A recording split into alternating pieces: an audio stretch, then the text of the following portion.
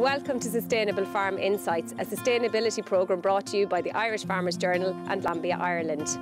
The economic and environmental challenges facing Irish farmers is well known, and the aim of this programme is to help tackle these challenges and assist Irish farmers across all enterprises to adopt good management practices and new technologies as they drive to deliver economic and environmental sustainability on their farm. My name is Andy Doyle. I'm tillage editor with the Irish Farmers Journal, and we're looking today at the whole area of soil health. We're down here at the minute on the farm of Francis Gorman down in Laois, and I'm joined for the discussion on the soil and the health of the soil and things that relate to healthy soil by David Wall of Teagasc. David's a researcher and a soil expert in Teagasc Johnstown Castle, and also by David Cooney, who is an agronomist with Glanbia, Ireland. The Sustainable Farm Insights programme is supported by Glanbia, Ireland in conjunction with the Farmers Journal. Right, Francie, will you tell us what kind of farming that you're doing here? We're sucked to beef and sheep, finishing all the lambs and finishing the bulk of the cattle, maybe sell some of them in stores. Grazing indoors over winter, and it's grass, silage and meal. Nothing fancy. What kind of winter housing systems do you have? Mainly slats with straw bedding for the suckler cows and obviously straw bedding for the sheep as well. They go in, we keep them out as long as possible. Obviously it's December here today and we still have a good supply of grass for them, so we'd be hoping to put them in maybe, you know, 5 to 6 weeks before lambing. Just to make them snug and comfortable and all that? Yeah, and to get them acclimatised to it. And then with numbers you look, it's easier to handle them in, depending on weather and all that, so it takes that variable out of it.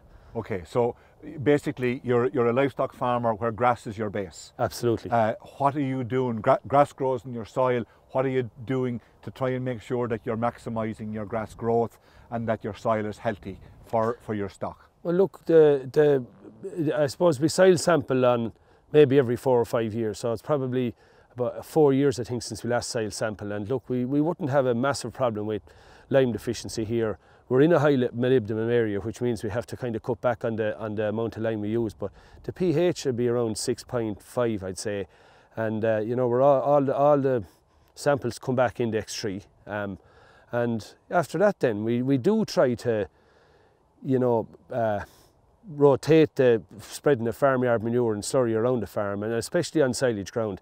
You know, we try and get it out in the spring, and maybe not, if we didn't get it out after cutting silage, it would certainly go out just before the close period, and I think it's important to try and get that back in. Now we'd only operate a one-cut silage system here, in that, you know, we'd rotate maybe the silage ground as well. So the same fields for the main crop silage, but what we call, if you want to call a second cut, would be taken off different fields. And as we're standing here in this field with a really good, solid, traditional sod in it, is reseeding part of your system? Well, I suppose ideally you'd like to say it is, but the last time we reseeded here was about 4 years ago. We did a 15-acre field, and look, I find the cost of it hugely expensive. It was £5 nearly to do that field, and in our system here you can't justify that. You couldn't justify it year on year, and what we try to do is, like, this field has never been reseeded, and there's a right, you know, you can see it yourself. It's 8 weeks ago since there was stock down here. The next field down below is the same, and you know, I find if you try and look after the pastures that you have, get around it with your slurry and dung in, you know, in a proper rotation, and we wouldn't be overusing nitrogen now. You know, we'd use pasture sward, and maybe we'd go back out then at, you know, certain times of the year we might use straight nitrogen or urea, but I think it's, you know, I think the fact that we use quite a bit of farmyard manure and slurry is a big help here. Okay, so, but from what you're saying then, minding the soil is important to you? Well, it is, yeah, absolutely it is. And I find, whatever it is about, you know, the likes of these old pastures, they actually take a bit of hardship better than a new reseed. That if you're continually reseeding ground, like in living memory, this has never been reseeded, this field, for me. And you know, it's still producing. I don't measure grass, but I know from, you know, how it grazes and how stock perform on it, it's still doing the job for us. So David, Francie has described what he's doing on the farm, and we're standing in a very solid old pasture. In terms of soil health, what do we mean by soil health? It's more than just fertility, isn't it? It is, certainly, Andy. I suppose in essence, soil health is a soil that's working in harmony with your farming business.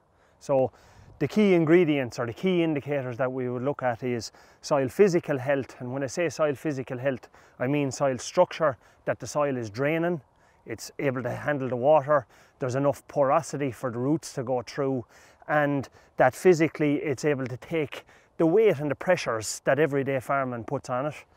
Secondly, that you have the chemical health. So when I say chemical health, that's soil fertility to many people, but also then that it has a healthy mix of micronutrients to fortify the animals in terms of their vitamins and minerals in this case, or the crops that might be, but also then that you have carbon in there, and carbon being the food for the last leg, which is the biological health. And if we think about the biological health, earthworms are the key indicator because we can see them.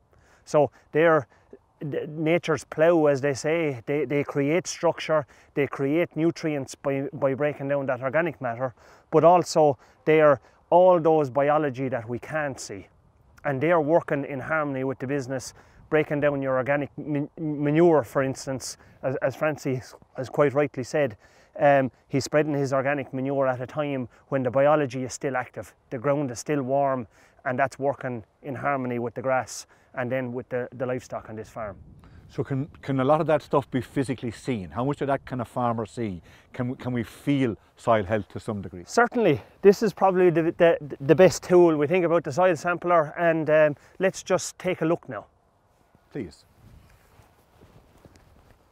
So what we're doing here is we're taking out a small little square, and that's plenty, just so that we can have a look down and see what's going on down deep. We're getting a right hardy bit of a sod there, I'd say, that last minute. Now, so if we take a look at this, the first thing I see is at the very end of that sod, what was the bottom of it, I can see roots down that far. So look at it's things are looking really good here. We can see all these roots. I'll just put the knife in under them there. That's the first thing.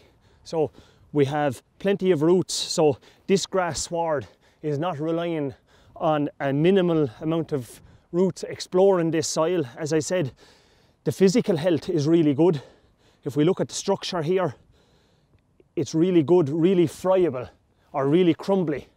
And that means then that the roots are not impeded. They can move through a larger volume of soil here and pick up the essential nutrients that they need. That might be your nitrogen, your phosphorus, your potassium, but also the micronutrients. So it's not impeded. And the other big thing here is there's plenty of storage for water, because in between all these cracks, if I open this up, there's loads of air space and space to store water, but also to let water through at times like going into the winter now, when the rainfall is heavier. So we're talking about the percolation of rain. Yes. That it goes into the ground, and then of course one of the things that a healthy soil will do for us, it strips out nutrients and things that are in rainwater or in water on the move, to prevent them from getting to the rivers and streams, etc. So essentially it's nature's filter. Yeah. So the water that, we'll say, the farming community and the rural community are drinking in their wells and everything, this soil here will strip out. It's like that sponge, taking out those nutrients, storing them in the surface where the plant roots can recycle them over and over again. From the way the sod stayed together when you lifted it, my guess is that there is a mass of roots in that whole area holding all of that together. Yeah, and let's just dig into it now, and we'll take a little look into what you're talking about there. And you can see here again loads of roots, so really good in terms of holding up the stock, especially in the shoulders of the year, when I suppose the grass mightn't be growing as vigorously as it would in the summer. So this is almost the foundation there, and that root system is very dense, very a good network of roots. And there's also good evidence here of, as I said, the indicators, the earthworms. We'll mind this guy now. We won't damage him too much. Don't slice him up. Perfect there in terms of earthworms in there. Another key indicator of soil biological health, or healthy soils in general. What I would say overall is, I suppose the signs are really good here. It's kind of more of the same. mind what you have. I suppose the old adage that prevention is better than cure really applies in terms of soil health here. So minding this soil, I suppose, taking the soil samples, and Francie has said he's liming, and he's also taking the soil samples to keep an eye on the nutrients in terms of that. And then I suppose things like using the slurries and the manures in the right way to put back in what you're taking out. And keep them balanced. And keep them balanced. That's the key. Yeah. It's the key is, I suppose, spread the love a little bit in terms of don't put it all out in the one field all the time. Spread it around, judge by your soil samples in terms of nutrients, but also then where there's maybe a silage taken out or a crop taken off where it's a total off-take, there's no recycling like when the animals are here, that you put the nutrients back on those fields like the slurries. Okay. David, thanks for that, and I'm going to switch over just to ask David Cooney. David, can I ask just your general opinion of farmer attitude to soil health, well, to soil maintenance, soil health and soil fertility? My guess is that there's a lot more reference being put on fertility than on general health. Would I be right? I think so, Andy. I think that's a fair comment to say. The focus probably has been completely on fertility and possibly not always on balanced fertility. You know, as David just alluded to there, the important components of not just having pH but having the micronutrients and everything else in balance. And even the P and K, depending absolutely. on where you are in the country. Yeah, and probably more so to focus on NPK and P and K, and not even on pH, which as we all know is as important as the other three. Because if we stand back nowadays in modern farming systems, it doesn't matter what farming system we're in, whether it's grass or tillage or dairy or beef or sheep, it doesn't really matter. But when we bring in equipment to do work, it's just monstrous stuff that's coming in a lot of the time. It's heavy on the ground, and if the land is not resilient, we're pushing the soil tighter and tighter and tighter together. And of course that's giving rise to the difficulties and the challenges we have, because the tighter the soil gets, the more difficult it is for the water to get down. And water that doesn't get down runs across the surface, and if it runs across the surface, it's gone out in the gate brown.